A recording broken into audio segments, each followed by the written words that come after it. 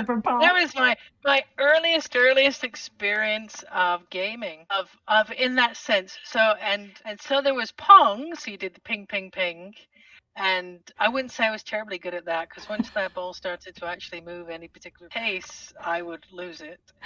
Oh my Even God, though it was yeah. just like one pixel moving. You think you could move those little bars. Um, but no, I didn't do very well at that. So of course it was very limited. And then also too, when I was about 14 and became a bit of an arcade kid, and I would be one of Oh, those arcades, they were deadly. Yep. urchins. Yeah. Yeah, urchins. So before really anybody had much at home other than Pong, Yeah. um, that would hang around those arcade games. And I used to like Asteroid. Oh, I remember And Asteroid. yes, and again, I was too cheap though. I mean, ultimately too cheap. I wasn't going to spend all the money it would take to Yeah. actually get good at any of these games. But I would play Asteroid. That was the one I was sort of reasonably okay at, to the point where occasionally I got to put. Do you remember you used to put your name on there? Got three Oh letters, yeah. and you had to Yeah. move. You had Yeah. to move the buttons and the joystick to be able to put your name in, and often, like you may want to put in, say blue, and it ended up being blow or something because it just Yeah. moved on before Yeah. you'd had a chance to actually properly put your name in. Oh my God, And you're like, yes. I'm not Jikaku. What's that? That's not me. No one's gonna know. I've just spent umpteen pounds or whatever trying to do that, Oh, and I didn't even put the right name in. I know. Yeah, but there was other games like I remember Defender, which again was a spaceship going through. I don't know whether you remember that, I killing do. things, I do. and again I would have needed to be a millionaire to be any good at that. So I think the foundation for me was I'm not very good at these games. Yeah. And Yeah. then the next one was those pub games. So of course the classic being Pac-Man. The Right. times I have sat playing Pac-Man, the pint. I think that's why they did those nice little tables so you could put your pint down and play Pac-Man and stuff like that. Yeah. Again, that was probably my level of gaming. I could kind of run away from things. I couldn't multitask and do lots of different things. Right. But again, I wouldn't say I got to being a master because there was only a certain amount of engagement that I was willing to pay or engage in. Yeah, so that was early. Then as things began to progress, sorry, and warbling on here, but That's okay. I had two cousins who were few years younger than I am. I was a teenager when they were born.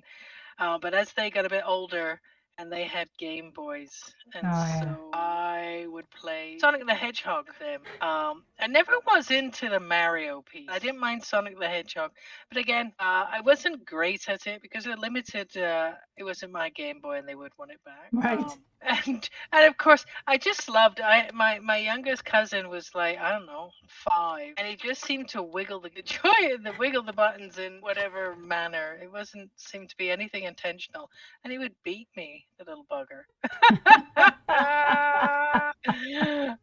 So hence I discovered Tetris, and I'm like, I can do Tetris. There was no competition because to my cousins that was like one of the most boringest thing on earth to do. So it's like I always got the high score on their Game Boy if it had Tetris on it.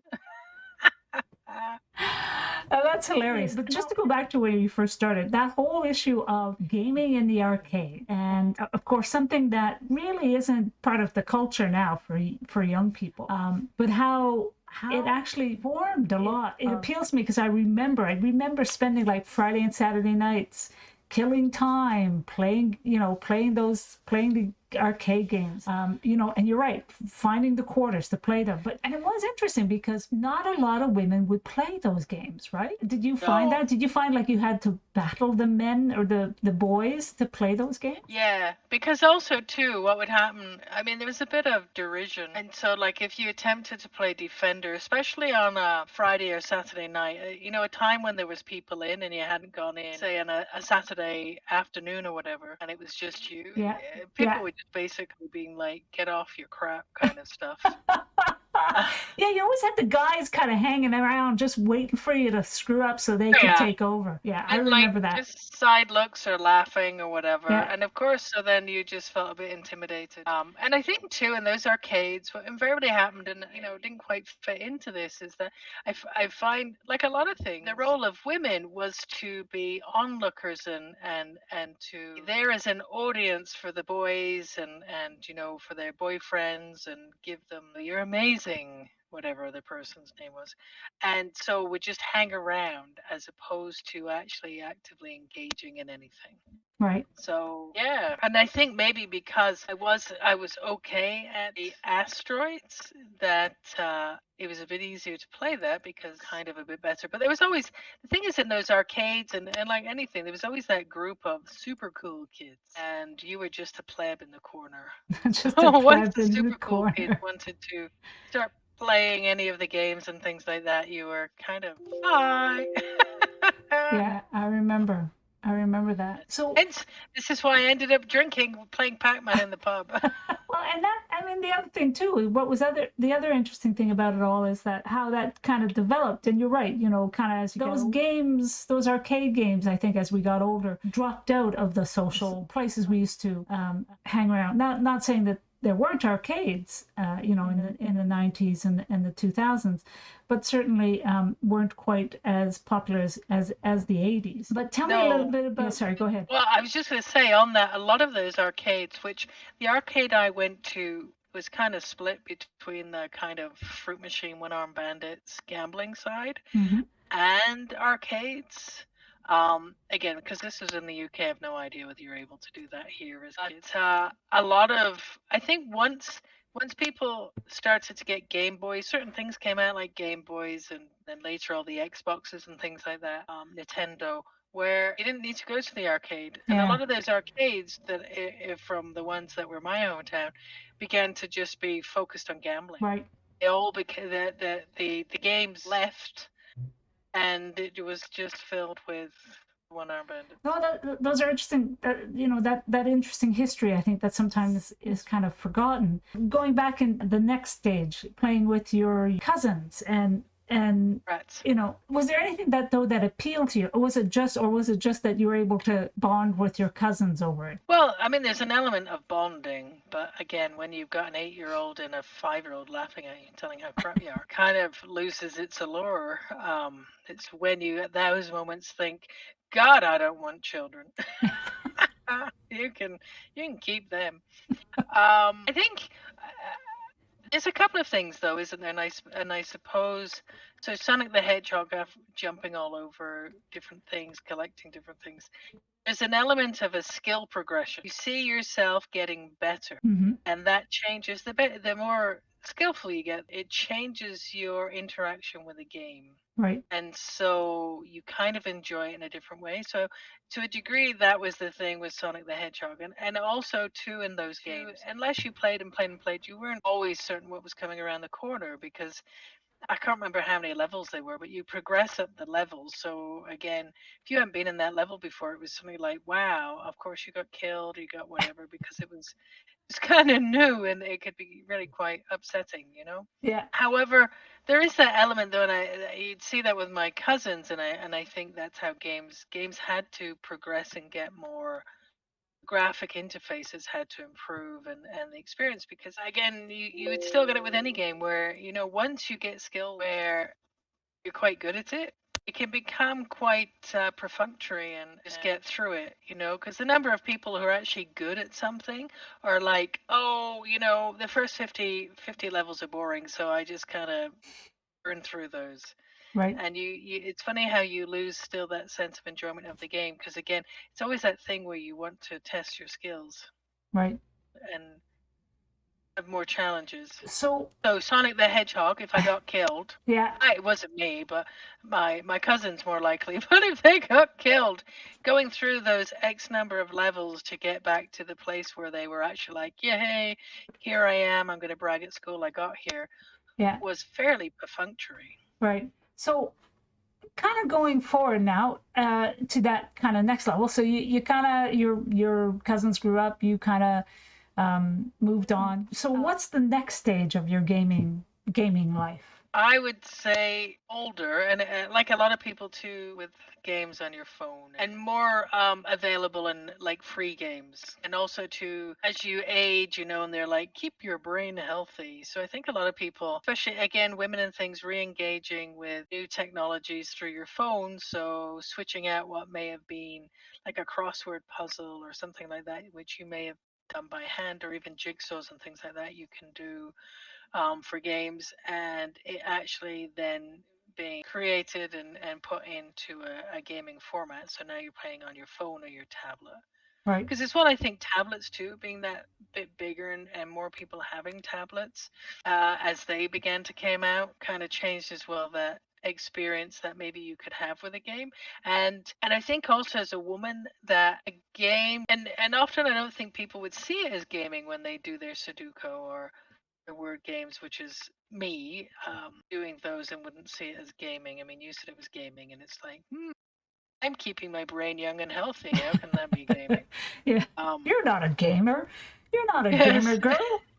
No. exactly. I just play Sudoku. Well, and yes, and because also too, the idea of gaming for a lot of times is the idea that it's shoot things, shoot people, be shot, and I think again that's a turnoff for a lot of women. Not that women don't want to shoot things and kill things, but I think for a lot of older women who maybe didn't have that as a younger experience, were just like you just don't want to spend 3 hours shooting things and invariably being killed yourself over and over again. But yes. Yeah. So yes, that's how I got back into gaming, and then and as I say, I wasn't a gamer, I was an intellectual. And then you were like, "You will really like this game," and I was like, "No, I won't." I won't. And what was that terrible game you got me to play? Call of Duty? Oh, was it Call of Duty? I think we had No. Call. Oh, yes, we did have Call of Duty. We had it on the Wii.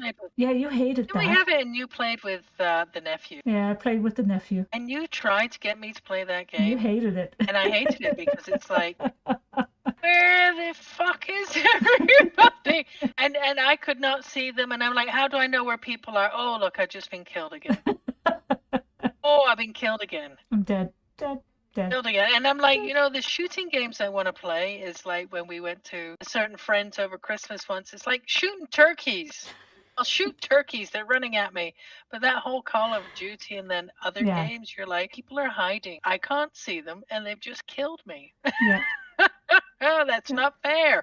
yeah, yeah. No, that's Yes. true. So that was the expansion. I think that the only game that you really came up with at that time, and then I was like, okay, yeah, I could play this, was Rust. So tell me what you like about Rust, because quite surprisingly, you really got into it, and it shocked me. Not shocked me, it surprised me, because it wasn't an intellectual game. I mean, Rust is probably the farthest from intellectual you can get.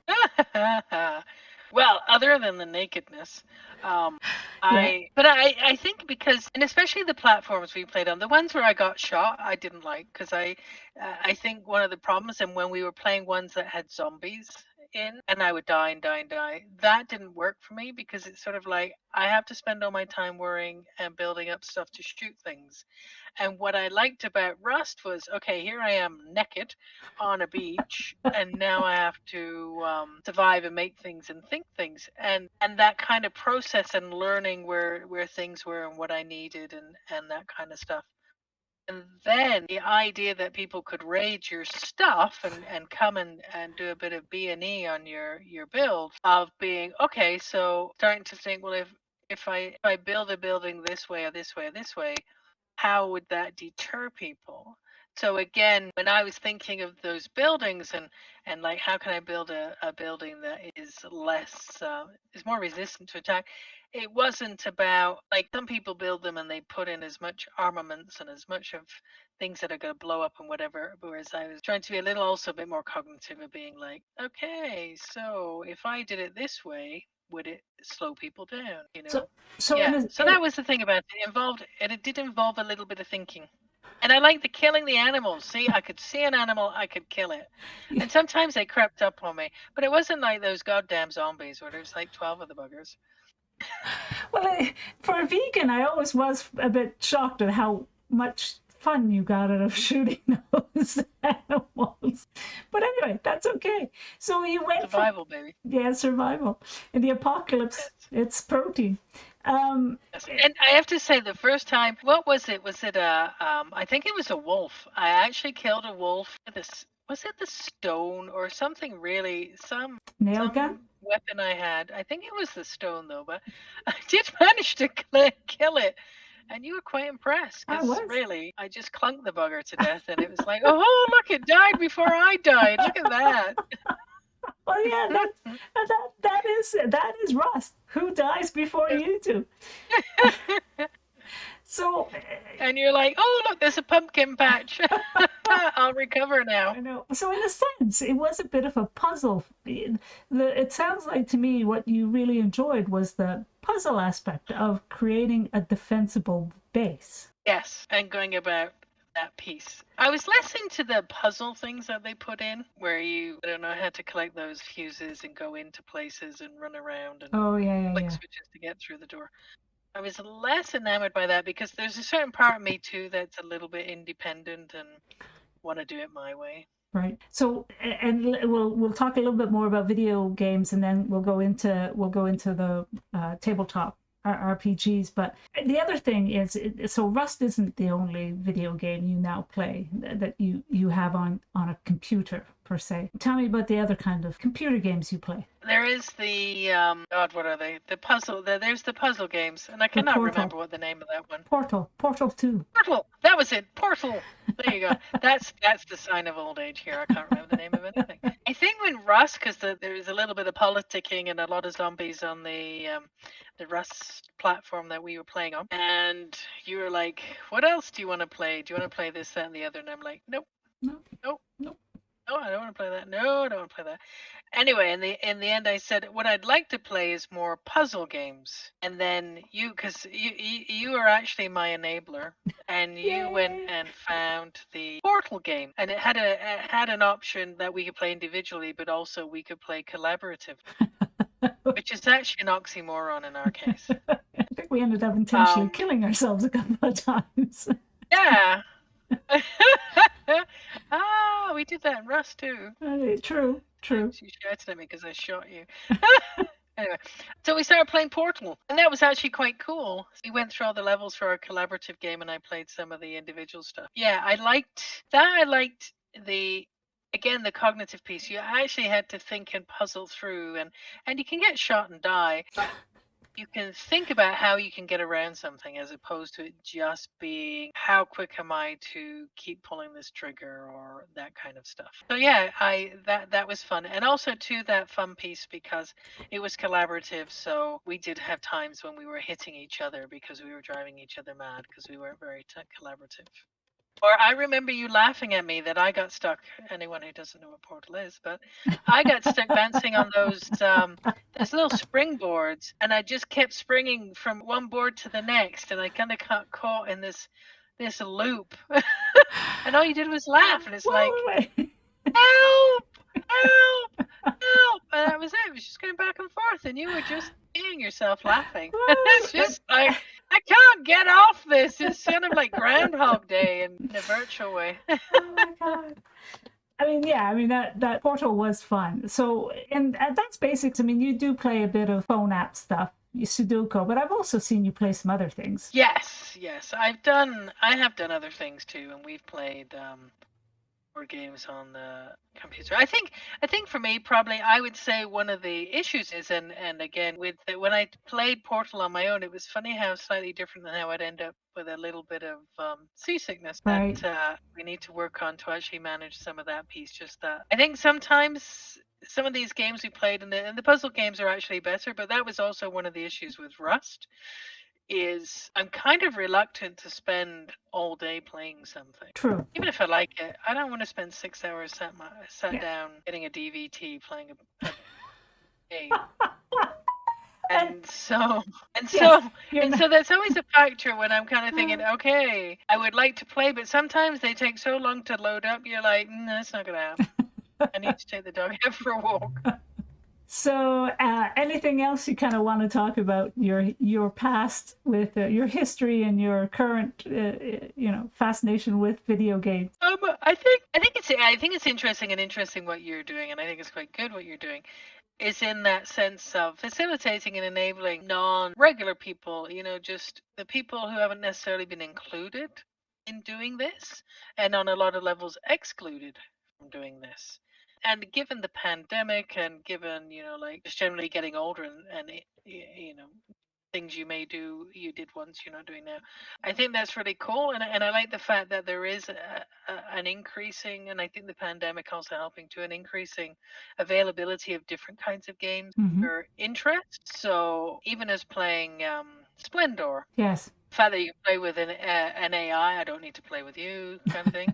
I think all those increase that gaming thing. So yeah, I still see myself playing. It's just that I'm not as obsessed as you. So, in other words, you don't spend 8 hours playing a game in one sitting. No, That's okay. no.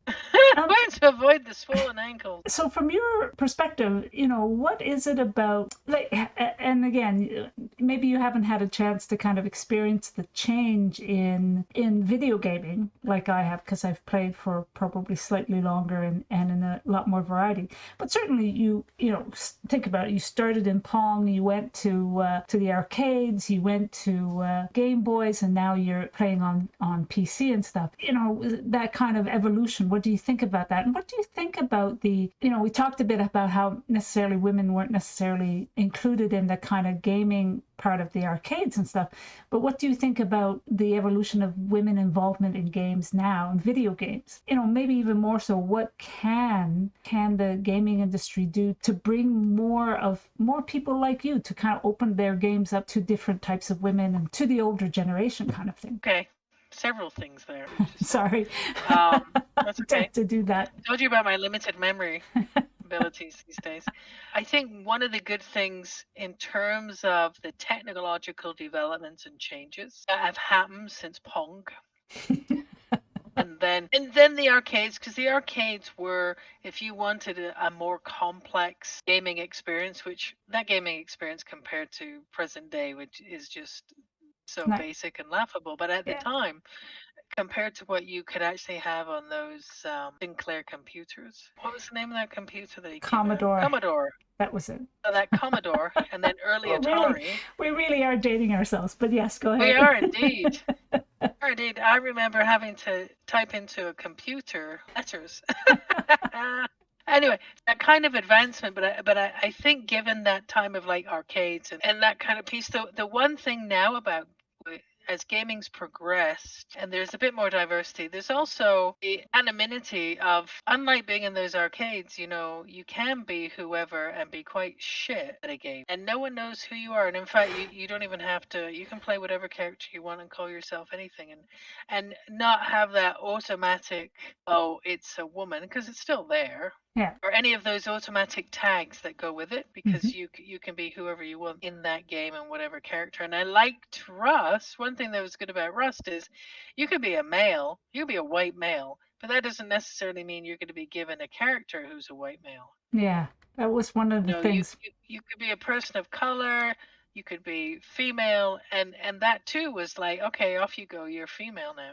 Yeah. Yeah. And the thing in Rust too is that kind of avoided, because that's also an issue with game being hit on. Why is somebody who declares themselves as a woman and says they're a woman on a game suddenly getting chatted up by pimply 16-year-old boys? Which you have had that experience. I But have. again, it's like, are you going to chat up this woman in Rust because the probability is it's a man? And the person is just playing the character and they weren't necessarily coming on to be female. Yeah. And Anywho, so that kind of progression, I think it's had a lot of benefits in that respect, where mhm. you could hide in, older women and other people can hide in their basements. Older people in general can hide in their basements now and play games, and I'm not not be hiding in the necessarily basement. in people judging them. I mean, True. other than their families, but you don't actually have the people you're playing judging you, because unless you say anything, nobody knows who you are. They're just going to judge you on your game skills. Okay, so that was that piece, and then I got the gaming industry. Did I miss something in the middle? I got the No, gaming industry, what they could do. yeah, just I think that's the thing. What gaming industry can do. I mean, I think some of it as happened because we have seen the development of games that don't fit that original mold of what games were of shooting things Hmm. in different kind of environments, but basically the same plot line. And there's still those games, and they are successful and very popular and yada yada yada. But I think there's now more selection of games. I think as the years have gone by, that selection of what's available has expanded. So there are things that even for people who are into word games and crosswords kind of things like the Portal and now this Biped, it's like here's some games that you can actually play that tap into your interests, that Right. tap into what things you want to do without necessarily all being, well, if you're a gamer again, you just want to blow things up, and there's a lot of people who don't. And so I think there's a lot of that piece coming in to allow stuff. And then too, when you're talking about, like, I don't know how the Oculus thing works in the virtual reality, again, as games have progressed and some of the ways you interact with games, because like I find the keyboard is just like Mm. truly cognitively challenging, because you got to move fingers and think, oh my God, where are my fingers, whatever. But that other piece, as stuff comes and the way that you interact with games changes, Yeah.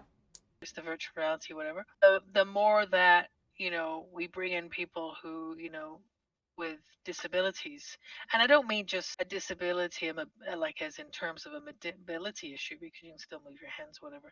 But there's also a whole group of people who, as you get older, say, your hands, like I find, my hands do not work the way they used to do. Yeah. Arthritis. So, yeah, I think that kind of those developments also to broaden who can play and who could be interested in playing. I think as well a biggie, and I think a biggie for changing some of the games and who plays the games was Wii.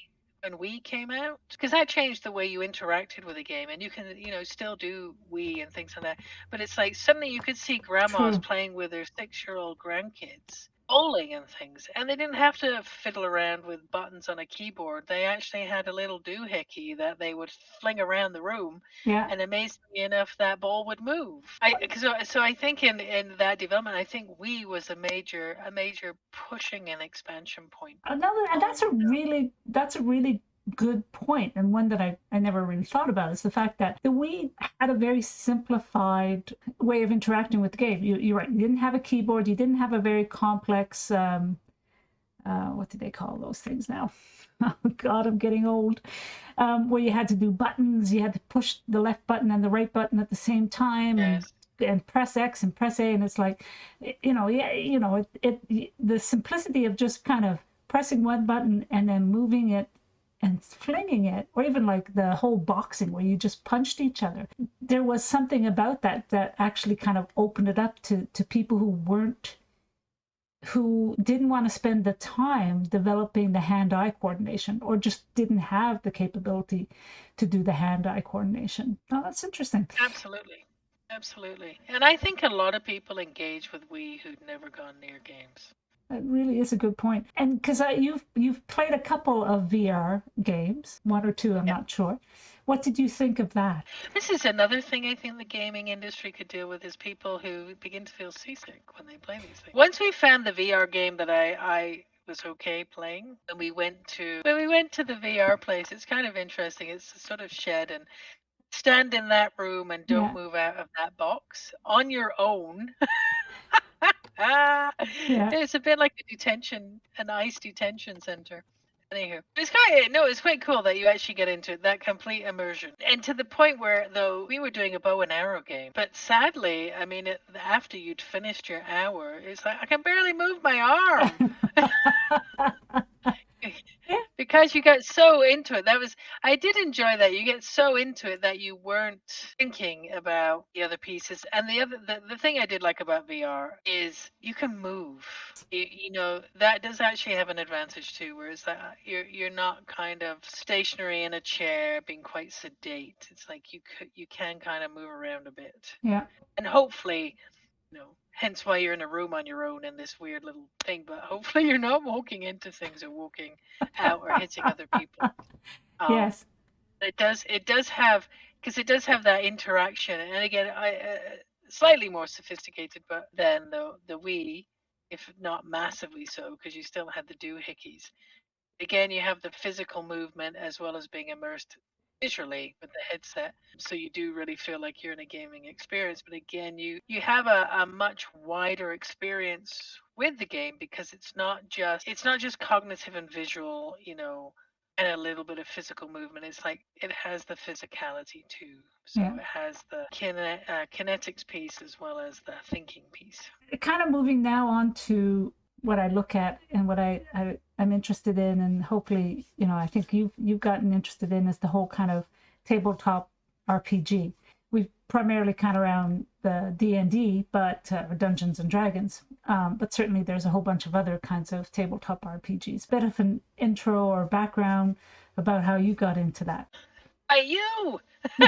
Well, I know that. Dragging me behind, kicking and screaming. Do I really want to do that? So yes, no, so D&D. When I was super young, because where I grew up in a working class neighborhood, no one played D&D. No one even knew what D&D was. And so when I went away to go to college and things, that's the first time I'd ever heard of D&D. And it was a mystery thing. Be like, oh, I've played D&D.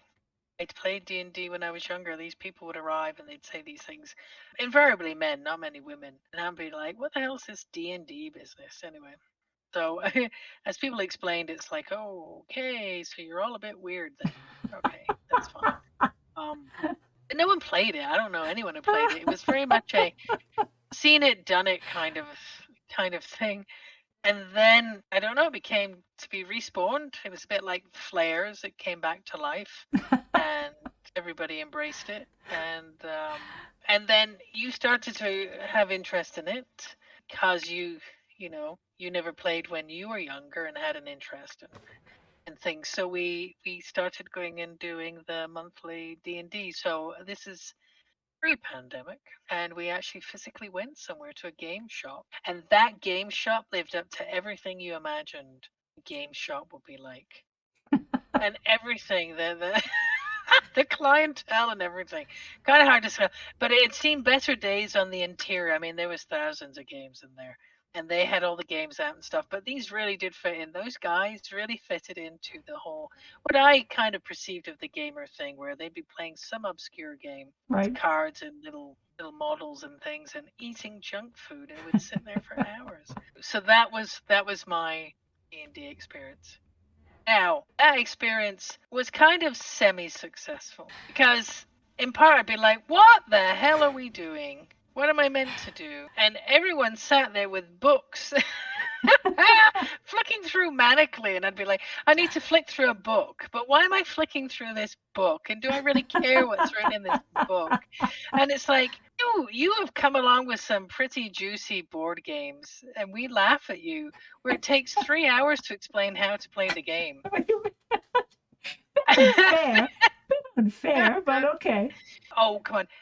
There's been a couple of them. Once we've Yeah. played it, we get the hang of it, but there has Yeah. been a couple. But here we were, and it's like we'd moved on from a little mini booklet that came with a board game that took 3 hours to explain. Suddenly, we've got volumes of this stuff. And you're like, we're on book 5C. And you're like, holy crap, you're kidding me. Really? That was the semi-successfulness, because inherently I'm lazy, and I think, as I've proven, there's certain aspects of the gaming where it's like, I really don't care, not interested. Hence why the whole World of Warcraft thing, you tried to get me in that, and it's like, other Yeah. than running, there really is Yeah. not something I am interested in. No. And some other game, Elder, Oh, I I don't tried know, you on Elder or Scrolls, but yeah, you were not Scrolls, into that was that. it. Yeah, you were not Yes, on it. I'm not into that. Not No. doing it. Anyway, so quite stubborn, me and the dog. And so, anyways, we played that. However, I do have a thing for more the quirkiness and making things up. So when we played that game, and I was a dwarf, and they were like, "What's your name?" So I don't know anything here, and people are called, Etheldur and all these kind of names, and it's like, Priscilla, just Priscilla. There you go. Throw something out there you weren't expecting, and kind of thing. And Yeah, just go ahead. no, you going to say something? No, that was it was perfect. I mean, and you're right. There is a certain amount of there can be a certain amount of pretentious even amongst the nerds, Oh God, yes. and you coming in and just saying Priscilla, and I'm like, yeah, oh, that's that I could see a dwarf named Priscilla. That was brilliant. Yes. Yes, and my call, and they said, "What are you going to say?" I just remember that early one. What are you going to say to this other person that you're trying to get their attention of? And I'm like, again, not really certain how this game is meant to play. And of course, it's like, well, yoo-hoo! Like, what else am I going to say? I'm trying to get their attention. Again, which was a kind of like, that's not usually what people say. Anyhow, so so it was a kind of semi, I mean there was treats, so it was semi successful. I did get a sense of D&D. That group wound up because the shop ended up closing and things like that. I think And in terms I think our GM was like, okay, I've had enough of you guys. Let's end this game. yes, yes, it'd gone on for a year. And you took me to a couple of the conventions and things like that, and then basically you started DMing on the Roll20. Now, and in terms of that, that's been more successful because I can do that in the comfort of my own home, but that's just me again being a bit lazy and pandemic-y. That's been more successful because you're DMing and I can kind of be like, Marie, I don't want to do anything. I have to sit and read and research. So I do it for you. Yeah. So that kind of works. The other DM Now, wasn't doing it for me. now It's kind of you like this now is the learning experience, and it's like, oh, really? now Um, you so you did. kind of do that, but also to being very Oh, clear about, okay, this is compared to Priscilla, who had spells and different things. It's like I want to do something that's easy. I don't need to know all this stuff. I don't need to flick through books because that's not a joy. And for me, is more like I quite like the role playing yeah, piece, quite like the characterization. yeah, So, and I found like as I've played it and gone on, I know a bit more. So, attaching more things to the character is kind of has been a natural progression. yeah, I've gone from crawling to kind of walking around. Just it's more the actual role playing bit. So it's kind of like, yeah, no, I'm not really gonna read all the book and know all the different spells and create all these amazing characters. But I think my contribution is to create a character yeah. Well, as an actual character and not just a vessel to hold all your spells. and it's an interesting thing about Roll20. I mean, I think I probably even after we the pandemic goes away and we start playing face to face, I think I'll always probably rely on Roll20 because I think Roll20 automates a lot of the more kind of technical aspects of D&D, which kind of in a way some people really like, but I think for the people who really enjoy the RPG or the role playing aspect of it, having to say, oh, okay, well, I have to roll these dice, what else do I have to add, okay, and then I have to figure out what my damage is and all that, to be able to just click click click and have it all kind of go bang bang bang, and then you can role play what you're actually what you're thinking. What you end up thinking about is role playing. How is my character going to play in this game? How is it going to react? How is it going to attack? How is it going to talk to people and all that kind of stuff? So I do think that the kind of Roll20 has kind of does that. And because I think for you, where you come alive in D&D, is certainly your role playing aspect. And I think you're right. Now that you've kind of had a chance to understand the mechanics of the game, you're feeling more confident in the mechanics and bringing in the mechanics into your role playing, which is also nice to see as well. You and I actually DM'd a couple of sessions. It didn't actually go very well. We needed to still finish it, but you were into creating a homebrew around Nazi Germany, World War II, Blackpool. What did you think of Yes, that? that was quite cool, and I think again, and we did it as a joint venture, and it's a shame just the everything worked out that we didn't quite finish it, but I think it was a good idea and it was a good experience to be how you would change and improve things. And you were the technical person and I was the creative person. Yes, which tends to be And our relationship. yeah, but I thought that and that piece to me, and like as we talked about, was like I could do this as long as I don't have to do reading lots of books and arguing about points about different things, specifics Mm-hmm. of the game. Actual thinking through a story and how things would build into a story and what things would look like and what's the basic premise and if people did this, what would that be? If people did that, what would this be? That was much more interesting to me, and to see how people would go through. And that's the thing when you get the people who are very good at the game and very good at the role play. It'd be amazing to do that with those guys because then you could see how fluid your actual whole scene works. Because again, for me it wasn't I think what was interesting is it'd be like in the Rust thing that you build it, and Mm-hmm. it's not just a way to create where people walk down hallway, people confronted by monster, kill monster, get loot, walk along hallway, confronted by monster, but actually that a much deeper engagement with that environment. Mm-hmm. So that was actually quite fun.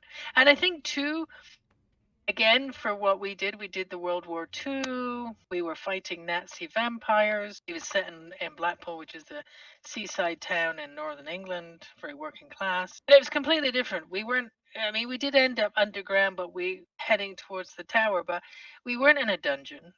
We weren't Mm-hmm. just clunking through a dungeon, room after room after room after room. It was a different experience. So yeah, that was fun. So, and here, this is the thing I find anyway, and I want to get your kind of view on this as well. I think there's the stigma of playing D&D, right? There's the people who still think D&D is nerdy and foolish and waste of time, and yeah, let's forget about the people who actually think it's satanic and all that kind of stuff. I think that's no longer such a popular thing, but there's still elements of that. The other aspect of it that it's kind of I remember kind of trying to kind of say to a couple of my coworkers, yeah, I D&D, I play D&D, and I always am kind of conscious that I'm an older woman talking about something that is often seen as a nerdy boys club. How do you feel about that? How do you see, what do you think of that? And would you be out, quote unquote, out about your being a D&D player? That's actually interesting because it is true. Actually, I have said when people have said, "So what have you done at the weekend?" When we were going up to that shady game shop, what did you do? And it'd be like, "Oh yeah, I went out." And then Yeah. times it'd be like, "Well, I did play D&D, but D-Hag made me go." Blame the CI. Blame the Yeah, CI. but Yeah. there is a Yeah. kind of embarrassment that there is, and I think it's changed slightly, but not maybe tremendously. Because again, I think for the average people and don't play it, don't engage with it, so they're kind of like, well, again, so you look like people who are running around in the basement with funny hats on and cloaks. Um, Which might be yeah, as much no, our own kind of our are we projecting our own bias and around that? But sorry, that's just something. But go ahead. well, but I was going to say though, but yes, there is that sort of like doing. You know, if I kind of go D&D, no one's actually going to ask me. They're just going to think, oh, the poor dear has a slur. So, slurs are words. They won't actually ask me what that is. So I think that as to projecting, I mean, to some degree, but there's a certain imagery, and I think the most recent thing I've seen about D&D is in the Netflix program. God, it's Stranger flipped Things. my head. Stranger Stranger Things, Things. yes. Yeah. But Yeah. there is a certain kind of predominantly male, maybe not the most popular kids. And again, these are the kids that get pursued by weird monsters, which obviously is a sign that they're a bit strange. Um, so there is that sense on imagery on the TV or films about what D&D actually is. Yeah. Chat just kind of, However, sorry, yeah. sorry, go on. I was going to say, Chat just said, nerd culture is kind of accepted and pretty popular. Maybe less popular nerdy stuff has a little stigma. And I think that that's true. I mean, I think especially D&D and the nerd stuff has really kind of exploded over the past, say, 5 to 10 years. And a lot of it is driven by popular culture, like Stranger Things and all that kind of stuff. And I'm fascinated to see how much things like Comic Cons and all that kind of stuff have just exactly since Marvel blew up, have Comic Cons has kind of exploded and stuff, and even on Twitch when you there are a ton of D&D channels. There are a ton of channels showing D&D and showing, and some of them is really good, and some of it, it's amateur stuff, but some of them is high end stuff. And both I think have a role to play and all that kind of stuff. But it is interesting that you may see some older, quote unquote, older women playing. I mean, I think there's a lot more focus on trying to increase diversity, in the game playing and all that kind of stuff. But I still think, and I think part of it is there are aspects, especially I think of our cohort, our kind of generation, who, if you kind of said, they're more willing to think it's okay to be a gamer, like a video gamer, because like they play, they'll play the phone apps and stuff like that. But that to kind of say, well, actually I spend 4 hours, 5 hours a month, with a group of strangers role playing a fantasy world. Yes. And I think there is that, maybe that's part of our senses, a judgment around that, especially if that, well, you're an older woman, you should know better. Yeah. And there is that sense too, but you're in funny voices, and Yeah. some people may dress up whatever. That really is weird. Whereas I think people have kind of got round. Yeah. All right, there are some people who play computer games for hours on end, and it's like, okay, yeah, we were brothers who did that. May laugh about that, about the amount of time, but it's kind of acceptable. But the whole idea of you do silly voices and you do this, that, and the other is just like, is still a bit of a step for people. Because And again, we're very judged, and I think we're very judged, and I think women and other unrepresented, marginalized groups are kind of judged much more by things. So I think as we're growing up, we have the messaging that we should kind of stick in our place, keep quiet, be seen, not heard. And so it's one thing to play a game on your phone, as to say you're anonymous, you're just playing, it's just you, whatever. That's different for you actually then stepping out and saying, here I am, and here I'm going to role play, and I'm going to actually do something that's a little wacky. Because I don't think a lot of people have been encouraged as they've grown up to actually express themselves and maybe be a little wacky and maybe do things that are a little bit off kilter, because that's not really how we're meant to behave, because we're meant to be either the foundation of a family and we don't go and do things like that, or you're a marginalized group, and really we're not going to be terribly encouraging of that side of things. right. And I think you're right. And yeah, Ashley makes a point. She said to extent though that isn't true. Cosplay is basically role playing and it's very popular. And I agree with you, Ashley. And I think the interesting thing about that is that again, it's a younger generation that I think that's popular for. I think that kind of older generation, and again, I think there is that generational kind of division around gaming, video gaming, RPG, which is an interesting thing, and how do you kind of break down some of those things, right? I remember that there's always going to be a thing between generations. Well, that's true. That's true. But I think there are. Well, let's be the thing. Even with the conventions and things, with cosplay and everything like that. There is recently, I know when they were still happening, issues in a lot of places around sexual harassment and interference with women who were dressed in their characters, whatever, and some of the male participants at the conventions, kind of thing, Yeah. the Comic-Con. Yeah. And so that piece, so there's still this kind of element, this under thing of this is what women should be doing. This is your kind of role and stuff. And I think there's still bits there, but also, I mean, there are older women who have got into it because still, even with some of the issues that there may be in some of the Comic Cons, I think compared to if you look at previous ones, there has been a growing embracing.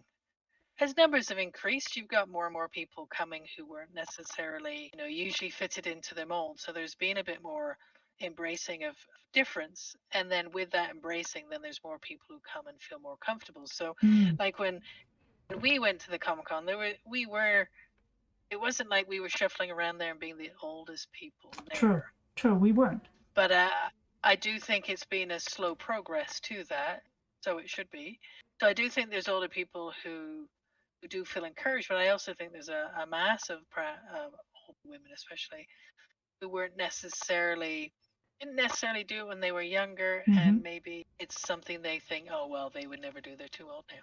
Yeah, and really, how do you bring those wannabes into that kind of into the fold and say, actually, it is acceptable. You can be there. I mean, I don't necessarily think there has to be overt overtures from Comic-Con organizations and all that kind of stuff. Although I think highlighting older women would, in some places would be kind of neat. But the fact of the matter is, we're also a generation that probably is at this point becoming have a lot more disposable income now than what we had, say, 20 years ago. 20 years ago, 30 years ago, I wouldn't have had the money to spend on a Comic-Con or the games that I play or the trinkets I buy. But that, as I kind of gotten older, what did you say? You buy trinkets? Well, the little Something I don't know about you. You're a secret trinket buyer. The little bobby head ones, anyway, but you wouldn't have bought that, the t-shirts and all that kind of stuff. You wouldn't have necessarily, well, you might have bought the t-shirts. I was into t-shirts, a lot of kind of more political t-shirts when I was younger. But it is a growing market, and I think that is a realization both for game developers that women as a whole are a huge kind of growing market for them. I think they've kind of quote unquote older women gamers are also, I think, an important element of that as well. I think also too, like when we played soccer, with over 30 soccer with women. A lot of those women did not grow up playing True. soccer. You're right. Footy. But they got into it because of their kids. Soccer moms going, well, let's have a go. And that was the one thing when we went to the Comic-Con, to actually observe again, is the number of women who are taking their kids. So again, bringing women into that kind of grouping and them seeing stuff, and then a bit like those soccer moms of being like, oh, okay, maybe I could try this, because they're more comfortable to actually be like, yes, I'm the person who's bringing the children to this. Yeah. And my kids are happy to come with their mom. It's not oh, how embarrassing. Like, I mean, let's be honest, when we were kids, that would be how embarrassing. Why would you want to go with your parents? Yeah. You think kids have changed slightly there? Drop me off at more the embracing arcade. Of their parents. Drop me off at the arcade. Do not come into the arcade. Absolutely. You'd be like, I'm 7 now. You don't need to come with me. True enough. So, getting near the end, if the viewers, we're just going to wrap up the interview, but we're also going to play afterwards a bit of biped together.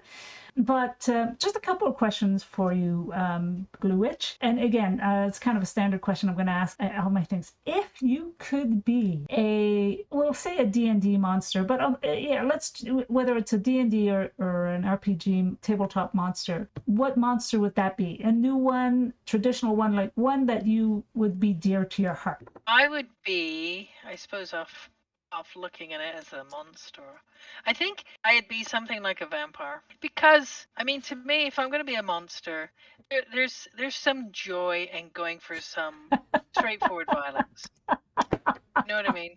Just like, aha, here we go. I'm just going to suck all the blood out of you, sweet pea, and you're a goner. There is some joy to that. Okay, I can see that. On the obverse, you're not one-dimensional. So, my whole gig isn't just sucking the blood out of you and chasing after you constantly. But as well, the idea that with a Terrorizing other vampire, then people. pardon? Terrorizing a whole lot group of other people. Yeah, but I can be quirky. I can speak, and I can dress nicely. I can actually be quite condescending. I can actually have a whole character build that's beyond violence. Mm-hmm. And I can be like a cat and play with my victims if I wanted to. So I think that it'd be worried at night now. But I think I'd be a vampire as a monster. Right. Be more complex. Okay. That sounds good. I like that. And I'd have shades. I'd have shades so it would be harder to see the crucifix. All right. Well, thanks so much for coming on. Is there any kind of final comments you want to make? Any final comments about how D&D can be improved to bring in, more women, more older women, or more diverse? I'd like to see, and again, I'm just riding on your coattails half the time. I think I'd like to see in the D&D, which probably exists, and I just haven't looked for it, see it. But is a changing of some of the story formatting in terms of D&D set in say a present time or somewhere completely different. It's not necessarily a dungeon or whatever, or something that allows some of the characters, and I know that's the joy for people who, in a sense it feels like it's set in some kind of Middle Ages or whatever, but to add a little bit other dimensions to actually see some of those storylines or D&D stories that D&D or whatever, but are set in a different era, or have different things to allow characters to be slightly different. We should test out maybe in the next. There's a couple of when the RPG Alliance Con comes back. We should check out a couple of the newer RPG tabletop games that are coming out. Like I said, there's one that's Aliens. There's another that's Star Wars. There's another that's Yeah, Cyberpunk, Cyber Future. that would be cool. Malls and mall cops, modern day. Ashley in chat says modern day D&D, malls and mall cops. Yeah, I can Yeah, just see that. Yeah, yeah. yeah, That would be cool. It gives you, a different viewpoint in thinking about who your character is or yeah, what they are. yeah. Like a whole D&D set in kind of Jane Austen, Bridgerton idea. Oh, that But would be so cool. you know what I mean? Like Yeah, like there you are, your character, and you're in the bath pump house. Going to be terribly popular, but you're a dwarf. I mean, your character is a dwarf. How are you going to play this? yeah. That would be fun. Thanks again for joining, Blue Witch. I appreciate it. I think viewers had a bit of fun and learned a bit, and it's always good to kind of chat and explore some of these issues.